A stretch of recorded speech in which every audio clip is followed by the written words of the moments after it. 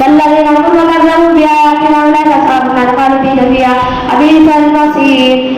ما أصابكم من إلا بإذن الله ومن يرد بالله يهد قلبه والله بكل شيء عليم وأطيعوا الله وأطيعوا الرسول وإن توليتم فإنما علينا البلاغ المبين الله لا إله إلا هو وعلى الله فليتوكل المؤمنون يا أيها الذين آمنوا من أزواجكم وأولادكم عدوا لكم فاحذروهم وإن آتاكم وتسمعوا فاغفروا الله وقولوا إنما أموالكم وأولادكم فتنة والله عنده أجر عظيم واتقوا الله ما استطعتم واسمعوا وأطيعوا إلا الرسول ومن يوق شح نفسه فأولئك هم المفلحون يا رسول الله قال حسبي ذلك لكم يغفر لكم والله غفور حليم عالم المسألة لا تنسى بسم الله الرحمن الرحيم يا أيها الذين طلقتم النساء فطلقوهن لعدتهن وأحصوا واتقوا الله ربكم لا تخرجوهن من بيوتهن إلا يأتين بفاحشة وتلك حدود الله ومن يلعن حدود الله فهو الأبصار لا تطيعن الله إلا الله فإذا فأتوهن